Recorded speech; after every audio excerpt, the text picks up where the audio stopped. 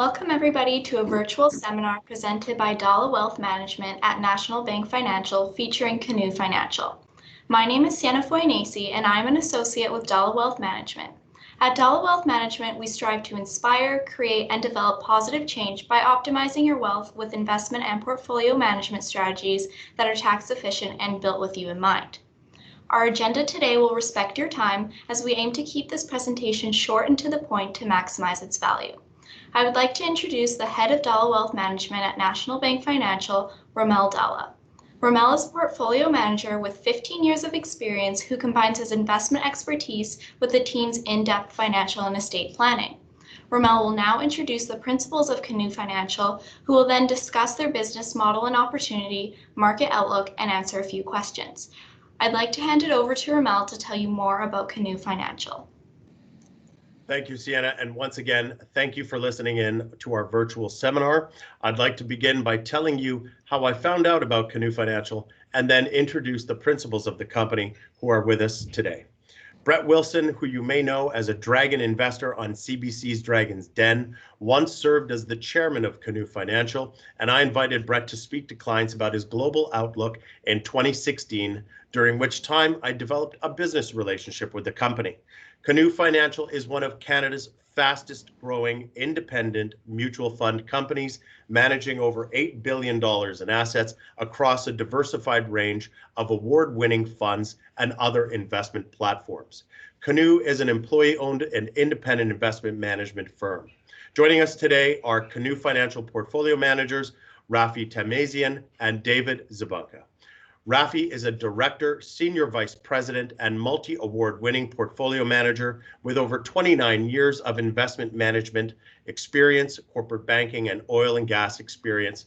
He is also currently on the board of directors of multiple energy companies. David has more than 13 years of experience in energy analysis and portfolio management and is currently vice president, portfolio management with Canoe Financial. I'll now ask Rafi and David to begin their presentation. That's great.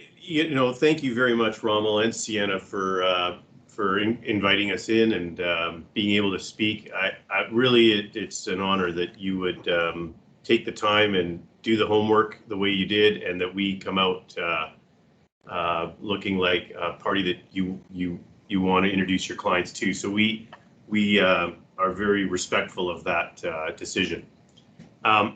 This first slide is really important in terms of understanding the dynamics of how we come about investing in energy globally.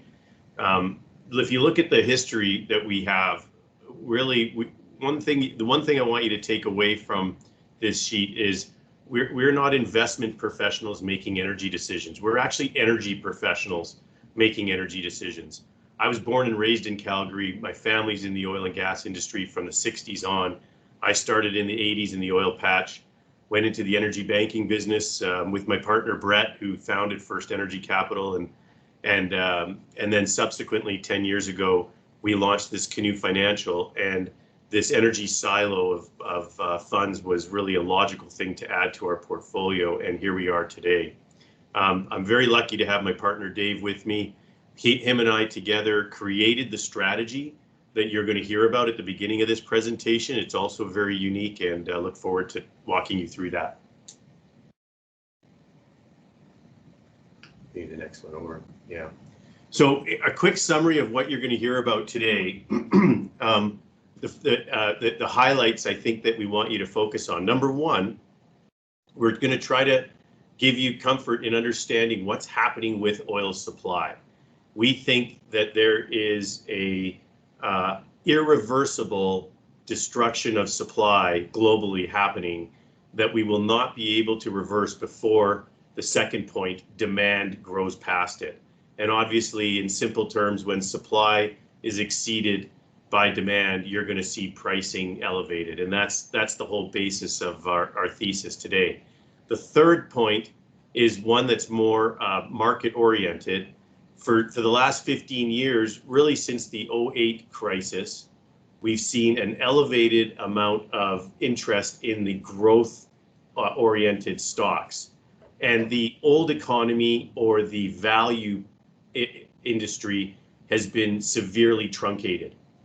And we see a switch happening there where you'll see funds flowing out of that growth or aggressive tech market and into the old economy value sector. And then the fourth point, the sector is trading at valuations, low valuations, the lowest valuations both Dave and I have ever seen in our careers. Another point to make around who we are, I think it's really important to understand that we don't differentiate you in terms of investing in either conventional energy or alternative energy. We look at it as all energy. We consider alternative energy, or as some people call it, renewable energy, an important vehicle for the future, but it is by no means in our lifetime, and most of you listening, your lifetime, going to be the predominant energy. The predominant energy over the next 50 years is going to be the conventional energy sector, primarily oil and gas, and to a lesser extent coal. It'll be very important to focus on the technologies that will advance these alternative energies, and you're going to hear from us that we are very focused there, in fact. So for the energy strategy and what we do, this is important to understand. We do not necessarily invest in stocks. What we do, we break the energy sector into these 9 subsectors that you see here. So interestingly, you might think of the whole global stock market as 8 or 9 sectors, and one of them being energy. We take that one energy sector and break it into 9 subsectors, and we look at each of them separately and try to assess them. And what you'll find is times one sector might be doing well and another one might not be. And so that is how you can start to elevate your valuations and your returns against the index, if you can start to piece out parts that might be underperforming and focus on the areas that are doing well. In terms of the types of positions we have, we try to populate them with what we think are the best of the best names in each of those subsectors. And to Rafi's point, within these subsectors, don't think of us as a very diversified portfolio within a couple midstream names, a couple service names, a couple gas names, etc. We more try and time these subsector calls to go, look, the market doesn't understand what's happening in this select subsector right now. Let's have a bunch of exposure to that. And as they begin filling that void and chasing that subsector, we're already moving the capital around to another subsector within energy. So this is a kind of a peek into our brain, if you will, trying to understand how we're constantly thinking about the sector, the issues that we need to deal with that are fundamental, which are the top row. The fundamentals are basically the supply and the demand of the commodities we work with. We're going to talk about that coming up here. The bottom is influences, and these are very, very important. These are what can really materially affect the risk of the portfolio. Sometimes there are influences that exceed the supply and demand that either benefit the sector or could hurt the sector. For instance, in that bottom right box there, you can see right now we are looking at influences that could affect our sector. Some people might think ESG could affect us negatively. We actually think it affects us positively, because the world has gotten into a position where they think ESG, or environment, social issues, and governance issues, as soon as you use the word environmental, that you can't invest in energy. That is not what ESG is. ESG is not a noun. It's not a thing. It's more like a verb. It's an action. It's something that you have to do. And the world is slowly starting to transition there, courtesy of the United Nations, their influence on the regulators' influence on the securities commissions, and the securities commission's ultimate influence on our companies. And those companies are being asked to start to act in a manner that is more what we call ESG friendly. And as people start to understand that, they realize that you can't preclude energy. Rather, you want to include energy that is more ESG compliant. And we see that as a favorable benefit that will start to have investors coming back to the sector more. The second point, geopolitics. The one issue is out of the way with the U.S. election out of the way, the Democrats in power. We deem that as favorable for the oil and gas industry going forward. It would be even more favorable if the Democrats get the Senate, which there'll be a runoff in January in Georgia. And if they get 54 seats, they have control of the Senate too, which means there will be more aggressive spending in infrastructure. You can't build infrastructure without hydrocarbons. And so it would be very favorable for our sector. The third point, COVID-19. This thing created the opportunity that we are going to present to you. But today, in this 10 seconds, it is the thing that is kind of slowing the recovery, if you will, because these COVID outbreaks have a tendency to slow demand for a short period of time. And those recent vaccine announcements have accelerated people's expectation of a more normal recovery. Here's a picture of what we always like to try to tell people where we think we are in the life cycle of energy. This is our interpretation of how the cycle of an energy, a typical energy cycle happens from start to finish. I'll point out that it can go through the full cycle. It could fail at any time as well, so you have to be mindful of a short cycle. But bottom line is we saw capitulation in March. That's not really rocket science. Today, where are we? Well, the banks have been very clear to give the companies clarity on who is going to be the aggressors and giving capital to them, and who the companies are that they're pulling back their capital from. That has resulted in an M&A cycle that started in June that we haven't seen this kind of merger and acquisition cycle in a couple decades, frankly. And so there's a massive consolidation happening today, and we see that as very favorable. The important thing to understand here too is many people think you want to own a company that is going to get taken out because you get this quick bump. When you're at the bottom of the cycle, Dave and I believe strongly that you actually want to buy the buyer. Why would you want to buy the seller who's getting sold out at the bottom of the cycle? You want to buy and you want to listen to what the smart buyers are doing, and you want to follow them, own them, and follow them up that cycle. So you want to own the buyer and then try to ride them through this part, the rest of the cycle. And to Rafi's point too, we're in the midst of a market thaw. There's going to be a lot of M&A that happens here. We've been saying this for a while. It's started to pick up. It's actually happening before our eyes now. And in a market thaw, there's going to be a bunch of transactions as the sector gets cleaned up, and that's super healthy. But there's a lot of companies that are going to get put together. Company A is going to merge with Company B. They're both going to have too much debt. The pro forma has too much debt. There's going to be synergies with that, which is great, but it's not really game changing. Today, what we're seeing is 95% of the sector is paying down debt and in deleveraging mode. But there's a handful of companies that are actually taking advantage of this situation today, and they're buying these assets at the lowest valuations we've ever seen. So with regards to our funds, we're positioned in those select entities that are taking advantage of the situation. So let's look at the supply of oil, which seems to be dictating how the market operates. And I kind of say that hesitantly because it's really important to understand that the Canadian energy market is not the same as the US energy market. The Canadian energy market is a heavy oil and natural gas market. The US market is a light oil and natural gas market, and they are very different.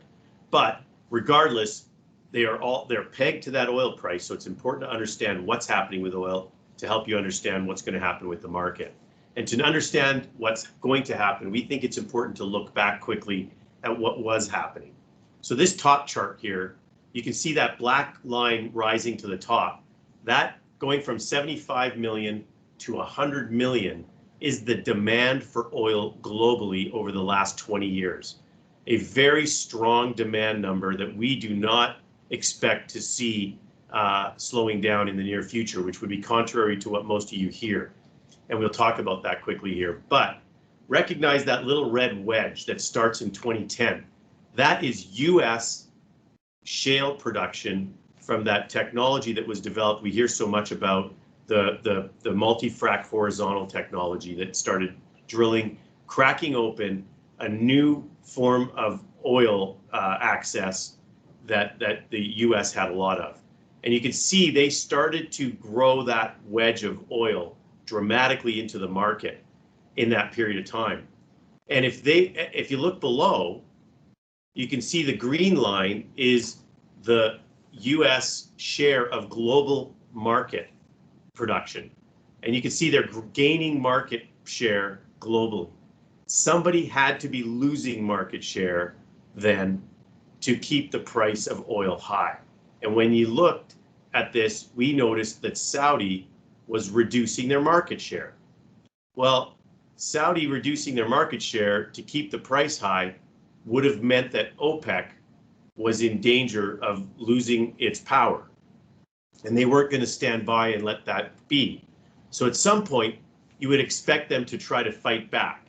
And the fight back for them is to try to flood the market, get the price of oil down, and see if the US market could survive in a lower market.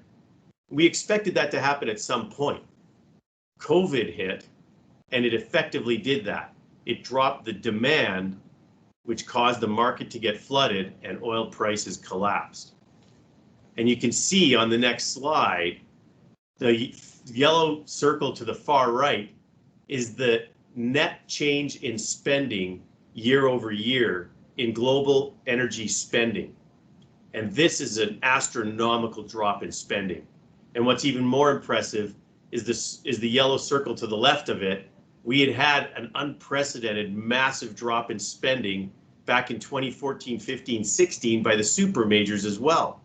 So we've had two enormous drops in capital spending in the last 5 years that have materially affected the supply outlook going forward. This industry requires massive capital to maintain the production, let alone grow it. And we have completely eliminated that. This is going to be a very important point to think about over the next few months as this thesis starts to develop. You can see what happened in the US when they cut their capital. They went from producing 13.2 million barrels, and in a mere month and a half, it dropped to 10 million barrels. And now, with their overburden of debt, the price of oil lower than where they can sustain profitability, they can't get off of the 10.5 to 11 million barrel range. So they are no longer a threat to OPEC. And OPEC is now back in control of the global market. So for the last 10 years, it was a free market environment. Today, we're back in the same environment we were in for the 20 years prior, which was where OPEC is controlling the price of oil. And Canada wants OPEC in control of price because we have this low decline heavy oil, not this high decline massive capital light oil that the US has. So this is a very favorable situation for Canada. And just quickly, we've seen a very big change by the US producer on this latest washout in spending. If you go back through the last 2, 3, 4 years here, every time the price went up, they started spending again. We're seeing structural shifts in these companies where they're no longer growing, and we expect that to continue. And importantly, the super majors have already diverted their capital to these alternative or renewable areas. We're seeing Total, BP, Shell, all of these super majors that were spending money on hydrocarbons are no longer doing that.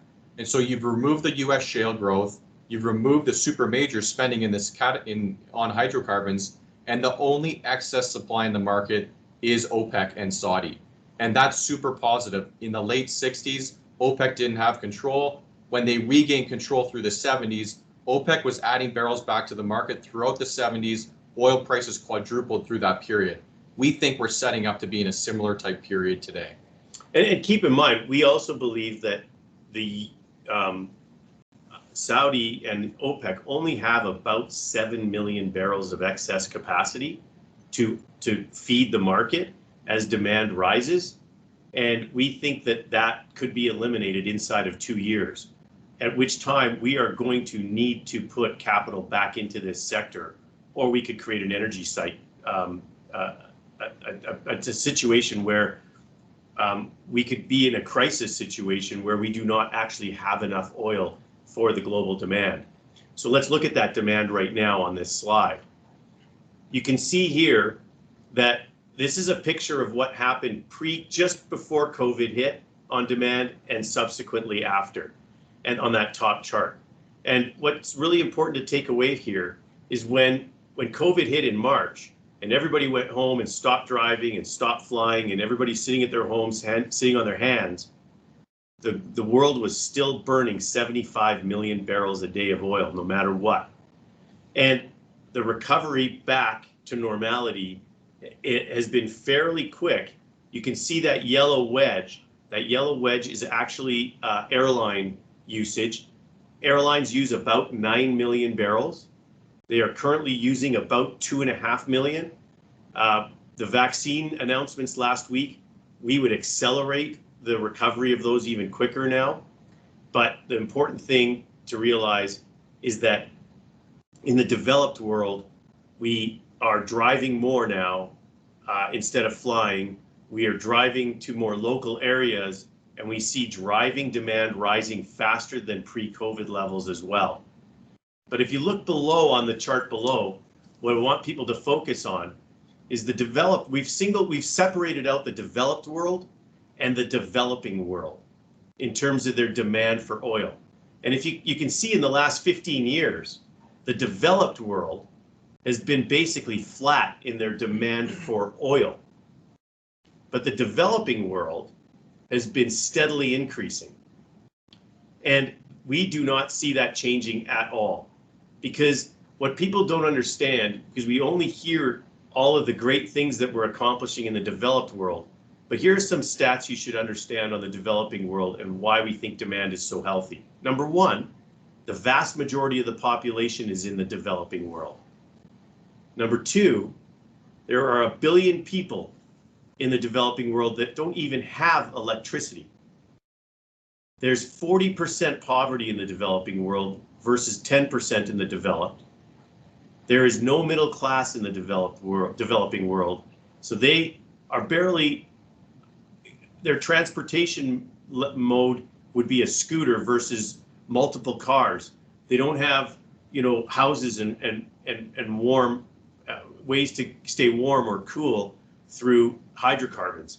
They need to develop all of that still. And the alternative strategies are not there yet. They don't have the heat component. They don't have the cost structure ready yet. They don't have the transportability, and they don't have the storage. And so there is no answer for achieving growth and elevating the developed world to what the developing world has without using oil, gas, and coal. And it's also important to recognize that the developed world is flat on its demand for oil, but the demand for energy is still increasing actually at an accelerated pace. So what energy are they using? They're not using alternatives. They're using natural gas. So that's why the gas sector becomes quite compelling in the developed world, and the oil sector is very compelling in the developing world. So we talked earlier about the valuations of the sector today, and I'm going to get Dave to talk just quickly to give you an idea of how severe the opportunity is right now. And just quickly before I touch on this, Rafi brought up how energy demand in those developed countries is still increasing. To give you an example, U.S. energy consumption is up 25% in the last 3 years. U.S. demand for natural gas is up 25% in the last 3 years. And so while you saw that red line that was flat on oil consumption in these developed worlds, there's still a lot of energy consumption that's happening, and we're filling that void with natural gas in some of these developed worlds.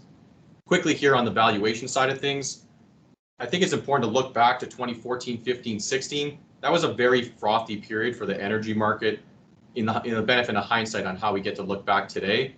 We saw banks competing to get into syndicate positions. They were all trying to be the lenders. You saw companies raising money. You saw all these acquisitions taking place. You saw service companies building more equipment. They were taking on more and more debt to do all of this.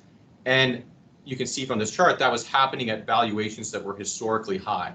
Today, like I said previously, 95% of the sector is paying down debt. The banks are looking to get out of these syndicate positions. Everyone's looking to sell down assets. And this is all happening at the lowest valuations we've ever seen in our careers.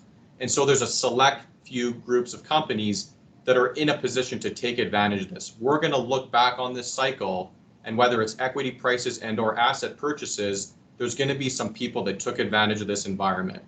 That chart on the right shows price to book levels for service companies. And you buy service companies when they're cheap on price to book. The reason you do that is because the gear that these companies have, whether it's a drilling rig or a service rig, whatever that piece of equipment is, it's priced like it's never going to work again. Today in Western Canada, gas prices are at a 6-year high, and we think that oil is going to come in here behind. So as cash flow goes up for these producers, they all go to spend a little bit more.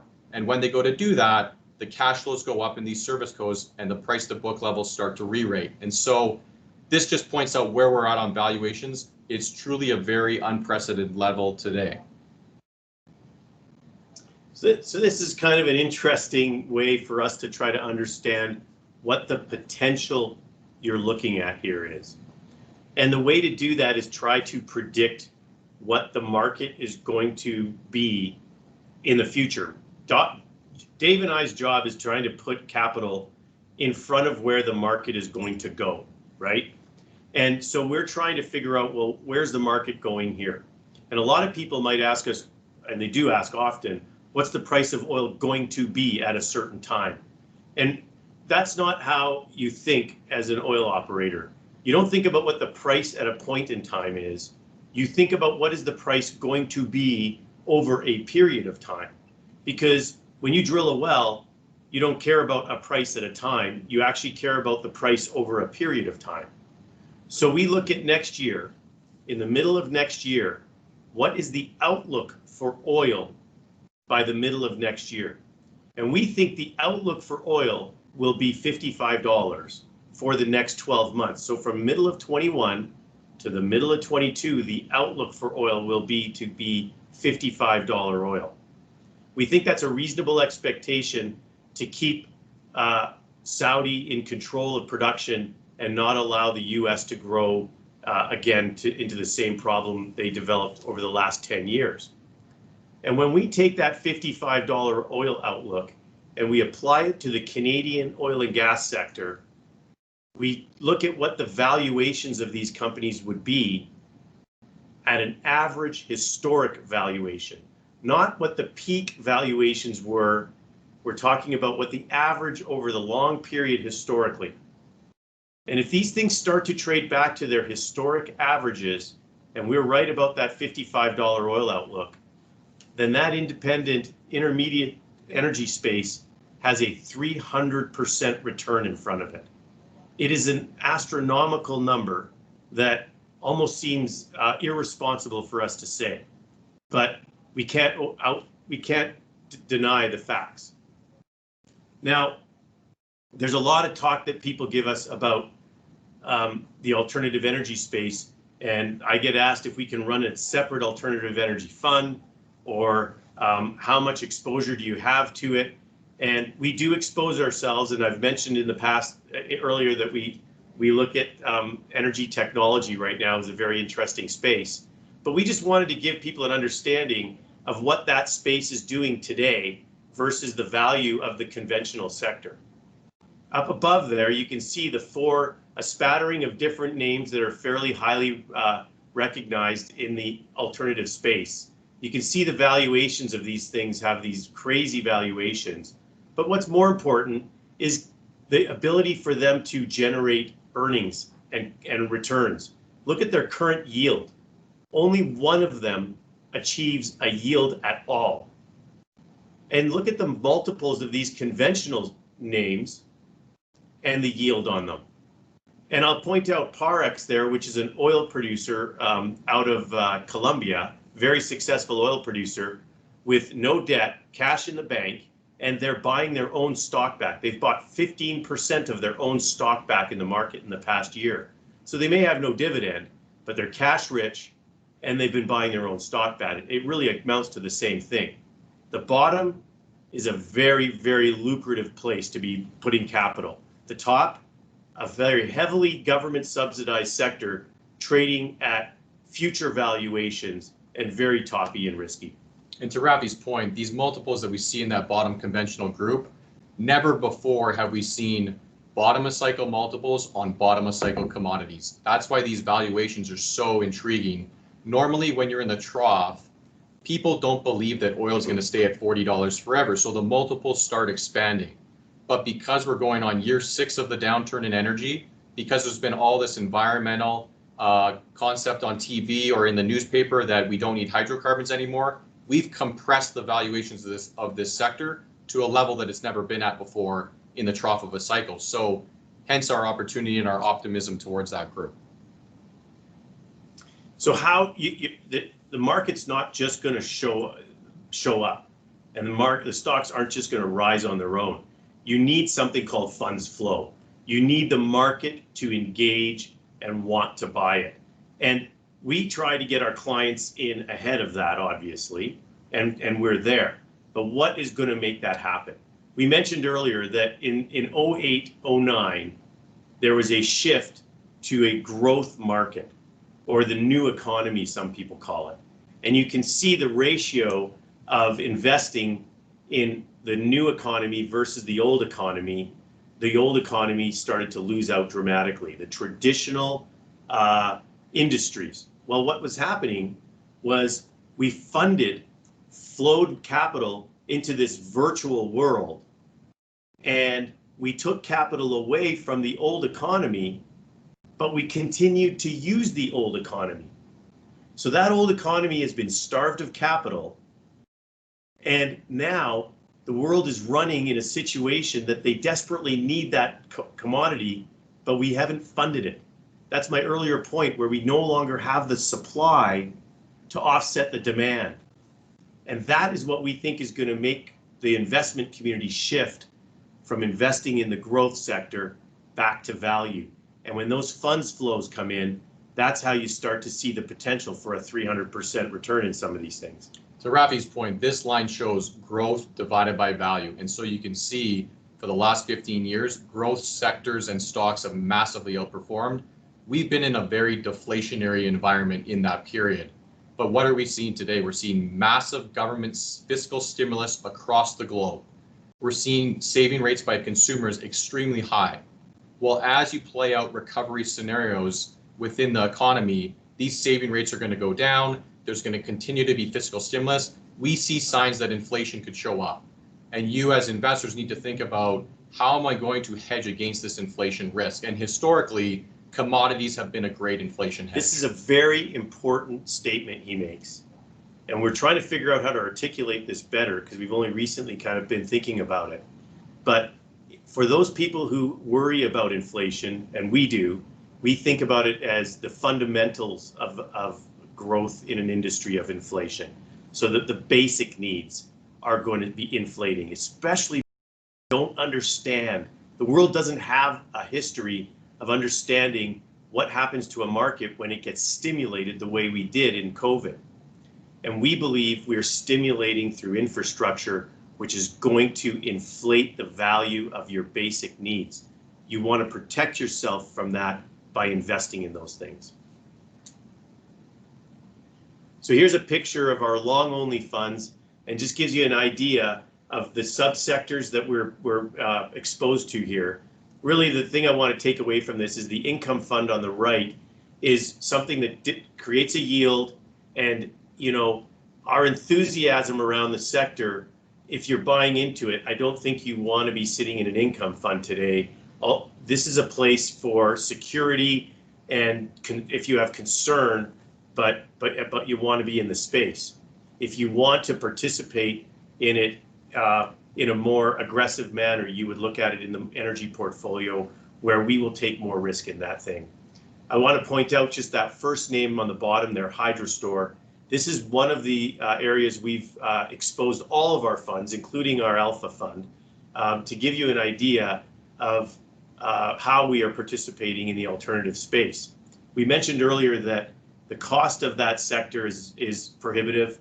The ability to the heat content of what you generate is difficult to achieve relative to oil and gas, and you can't transport it as readily, and you can't store it. We started to look into the technologies that were going to advance those areas, and it became apparent to us 4 years ago that storage is easily the spot where technology is advanced enough that could be the area that could start to grow that space a little more. So we'd rather be positioned in the storage space. And we've made investments in bulk energy storage. Specifically, it's all compressed air energy storage. And anybody who wants to get more information on that, we can give you. But we've participated with a group. We've funded them for the last 4 years. We've put people on the board that represent us, and we are helping them get to the point of other institutional investing in the first quarter of next year.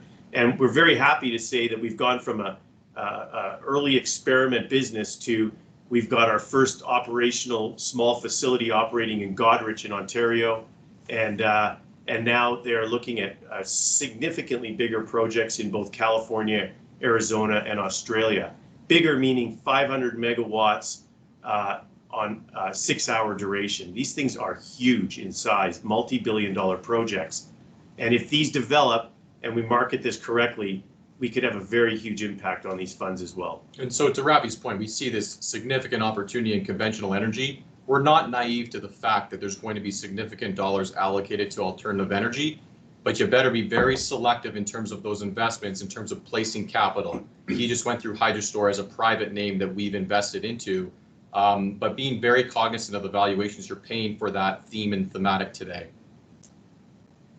And lastly, we'll just point out, we have a special situations fund. Rommel and Sienna can explain to you how you can participate in this. It's a closed-end fund where it's really, we combine our private equity investments that we make with fixed income opportunities. We have a long short book and an option book. And you can see the first 5 years of the fund, even in negative years, we've created significant positive returns in it. So this model works very well, but it requires a sophisticated investor to achieve it. And we strongly recommend those who are capable of entertaining this to take a look at it in more detail. We're happy to get on the phone and chat about this if anybody has an interest. Anyway, I think we'll leave it there, Rommel, and put it back to you if there's any questions.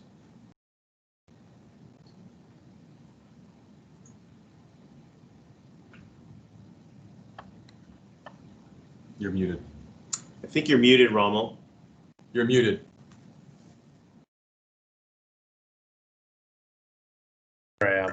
There you go. Great presentation, guys. Thank you so much. It was very meaty, very high level, and extremely professional.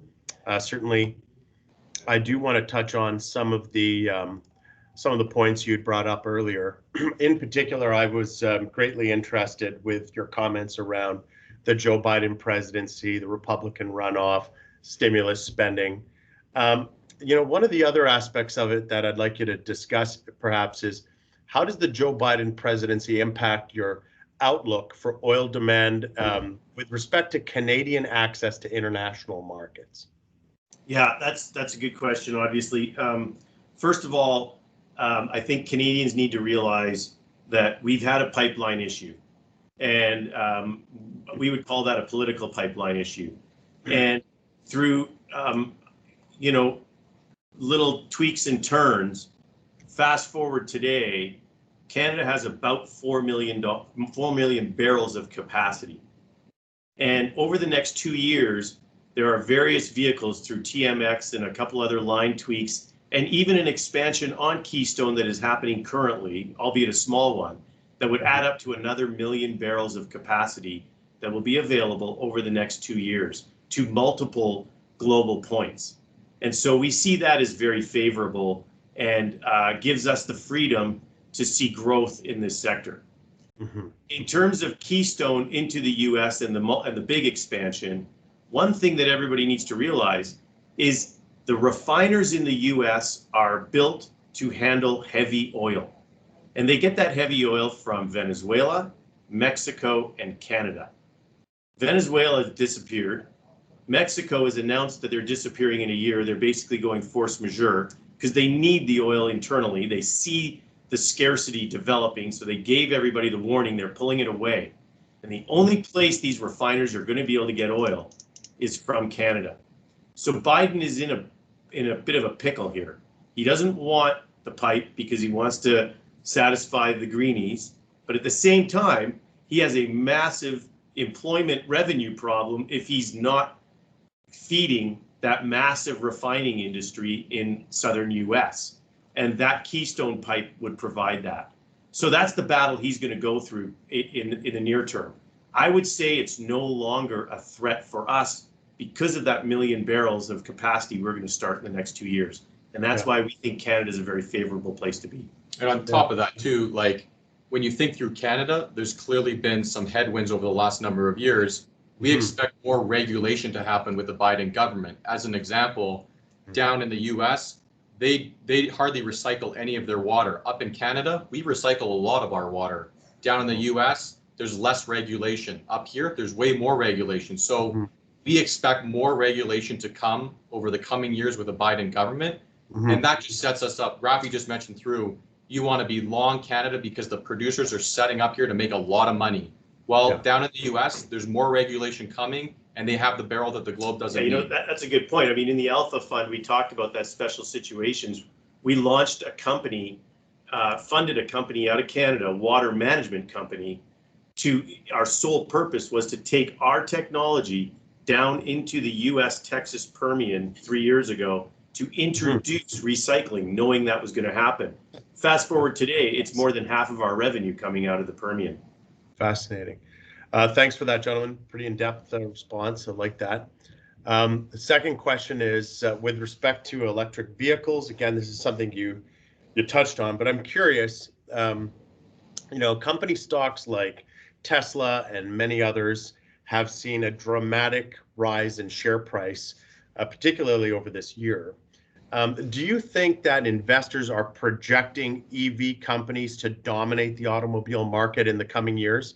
And given your outlook on oil demand, it's kind of plain that you don't see that coming to fruition. So in other words, I would ask, why would you disagree with the market's view in driving up EV share prices? Obviously, they think the automobile market is going to be dominated by electric, but yet we're looking at oil demand in developed nations. Like you said, it was plateauing. It may be, I think, in the minds of some investors on its way down. Could you comment on that? Yeah, I mean, first of all, the current amount of EVs in the market, they cite these numbers and they sound big, but they're a drop in the bucket relative to the amount of cars sold. Secondly, everybody thinks the word EV means that they are run by renewables.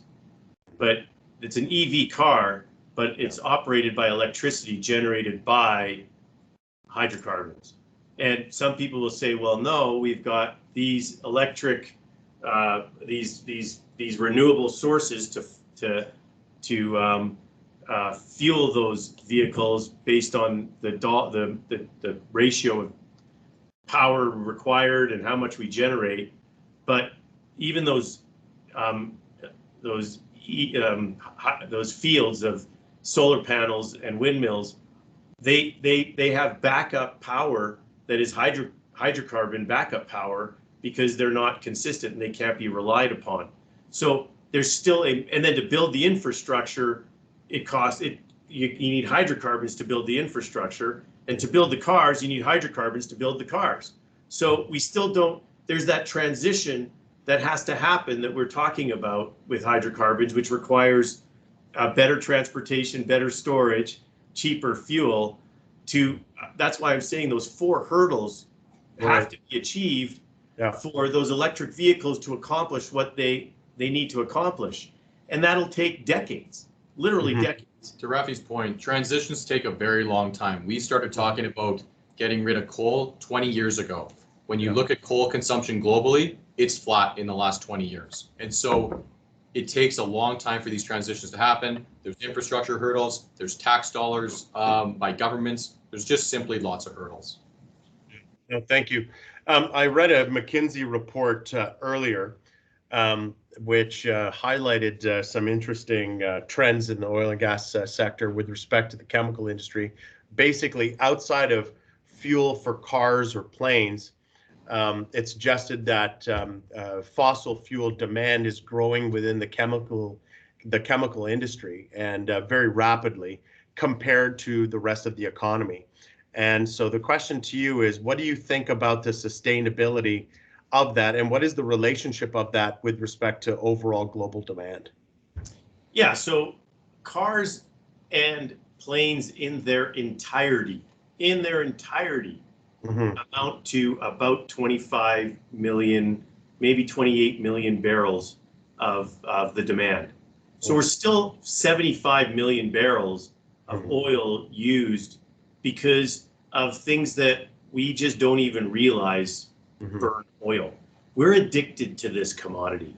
And I mean, I'm going to get a bit holistic here, Rommel. The bottom line is there is a movement that is pushing hard to try to get the world off of hydrocarbons. And that movement had to create an enemy to attack. And they could either attack the person using it or the person making it. And when they saw the person, they said, well, let's attack the person using it. Isn't that what we want to do? And they go, well, that's everybody. They're like, geez, that's going to be a pretty big enemy to attack. What about the person producing it? Oh, that's the oil company. Okay, let's attack the oil company. That's an easy target. Right. So think about that logically. You're going to attack the supply and you're going to leave the demand unabated. That's ridiculous. Yeah. And so that's the whole thesis. We fought that for a long time, and we stopped fighting it when we realized the momentum of it was going. You can't stop it. Let's just position ourselves in front of the problem they're creating, which is a lack of supply and a growing demand. Put yourself in front of it and make money off the mistake they made. Yeah, good. Thank you, guys. Well, once again, very grateful for your time. I know you're both extremely busy professionals doing what you do. So we're very grateful to have had so much of your time. Thank you for sharing your insights and your expertise. Beautiful presentation, very high level, and I really enjoyed it. So I'll just close here by saying to everyone watching, thanks for tuning in. We really appreciate your taking the time to watch this virtual seminar. And should you have any questions or interest in investing in this particular area, please do reach out to me, Rommel Dhalla, and I'll leave it at that. Thank you, everyone, and have a good day. Thank you very much. Thanks a lot. Cheers.